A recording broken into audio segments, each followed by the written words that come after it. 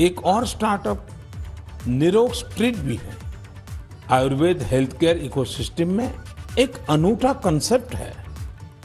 इसका technology driven platform दुनिया भर के आयुर्वेदा डॉक्टर्स को सीधे लोगों से जोड़ता है। 50,000 अधिक प्रैक्टिशनर इससे जुड़े हुए हैं।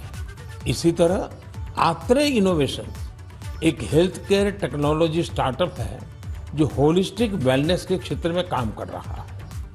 इक्सोरियल ने न केवल अश्वगंधा के उपयोग को लेकर जागरूकता फैलाई है, बल्कि टॉप क्वालिटी प्रोडक्शन प्रोसेस पर भी बड़ी मात्रा में निवेश किया है। क्योरवेदा ने जड़ी बूटियों के आधुनिक शोध और पारंपरिक ज्ञान के संगम से होलिस्टिक लाइफ के लिए डाइटरी सप्लीमेंट्स का निर्माण किया है। साथियों, अभी तो मैंने कुछ ही नाम गिनाए हैं, ये लिस्ट बहुत लंबी है। ये भारत के युवा उद्यमियों और भारत में बन रही नई संभावनाओं का प्रतीक है। मेरा हेल्थ सेक्टर के स्टार्टअप्स और विशेषकर आयुष स्टार्टअप से एक आग्रह भी है। आप ऑनलाइन जो भी पोर्टल बनाते हैं, जो भी कंटेंट क्रिएट करते हैं, वो संयुक्त राष्ट्र द्वारा मान्यता प्राप्त सभी भाषाओं में भी बनाने का प्रयास करें। दुनिया में बहुत सारे ऐसे देश हैं जहां अंग्रेजी न इतनी बोली जाती है और ना ही इतनी समझी जाती है। ऐसे देशों को भी ध्यान में रखकर अपनी जानकारी का प्रचार प्रसार करें। मुझे विश्वास है भारत के आयुष स्टार्टअप्स बेहतर क्वालिटी के प्रोडक्ट्स के साथ जल्द ही दुनिया भर में छा जाएंगे। साथियों, स्वास्थ्य का सीधा संबंध स्वच्छता से भी जुड़ा है। मन की बात में हम हमेशा स्वच्छता के आग्रहियों के प्रयासों को जरूर बताते हैं। ऐसे ही एक स्वच्छाग्रही हैं चंद्रकिशोर पाटिल जी। ये महाराष्ट्र में नासिक में रहते हैं। चंद्रकिशोर जी का स्वच्छता को लेकर संकल्प बहुत गहरा है। वो गोदावरी नदी के पास खड़े रहते हैं और लोगों को लगातार नदी में कूड़ा कचरा न फेंकने के लिए प्रेरित करते हैं। उन्हें कोई ऐसा करता दिखता है तो तुरंत उसे मना करते हैं। इस काम में चंद्रकिशोर जी अपना काफी समय खर्च करते हैं। शाम तक उनके पास ऐसी चीजों का ढेर लग जाता है जो लोग नदी में फेंकने के लिए लाए होते हैं। चंद्रकिशोर जी का ये प्रयास जागरूकता भी बढ़ाता है और प्रेरणा भी देता है। इसी तरह एक और स्वच्छाग्रही हैं ओडिशा में पुरी के राहुल महाराणा। राहुल हर रविवार को सुबह सुबह पुरी में तीर्थ स्थलों के पास जाते हैं और वहां प्लास्टिक कचरा साफ करते हैं। वो अब तक सैकड़ों किलो प्लास्टिक कचरा और गंदगी साफ कर चुके हैं। पुरी के राहुल हो या नासिक के चंद्रकिशोर, ये हम सबको बहुत कुछ सिखाते हैं। नागरिक के तौर पर हम अपने कर्तव्यों को निभाएं, चाहे स्वच्छता हो, पोषण हो या फिर टीकाकरण। इन सारे प्रयासों से भी स्वस्थ रहने में मदद मिलती है। मेरे प्यारे देशवासियों, आइए बात करते हैं केरला के मुपट्टम श्री नारायणन जी की।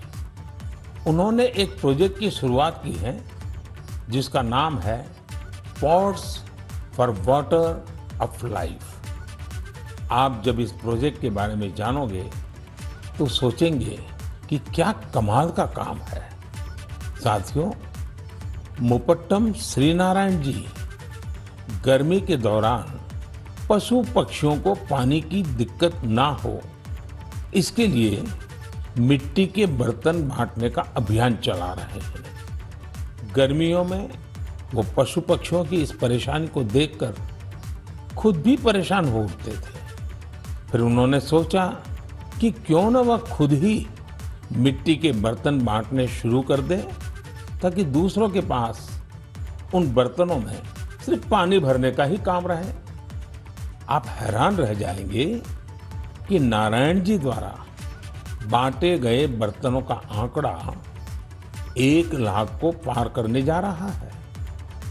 अपने अभियान में 1 लाखवां बर्तन वो गांधी जी द्वारा स्थापित साबरमती आश्रम में दान करेंगे। आज जब गर्मी के मौसम ने दस्तक दे दी है, तो नारायण जी का यह काम हम सबको जरूर प्रेरित करेगा और हम भी इस गर्मी में हमारे पशु पक्षी मित्रों के लिए पानी की व्यवस्था करेंगे।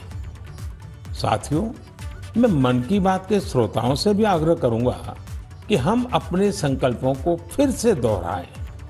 पानी की एक एक बूंद बचाने के लिए हम जो भी कुछ कर सकते हैं वो हमें जरूर करना चाहिए। इसके अलावा पानी की रिसाइकलिंग पर भी हमें उतना ही जोर देते रहना है। घर में इस्तेमाल किया हो जो पानी गमलों में काम आ सकता है, गार्डनिंग में काम आ सकता है, वो जरूर दोबारा इस्तेमाल किया जाना चाहिए। थोड़े से प्रयास से आप अपने घर में ऐसी व्यवस्थाएं बना सकते हैं। रहीमदास जी सदियों पहले कुछ मकसद से ही कहकर गए हैं कि रहमन पानी राखिए, बिन पानी सब सून। और पानी बचाने के इस काम में मुझे बच्चों से बहुत उम्मीद है।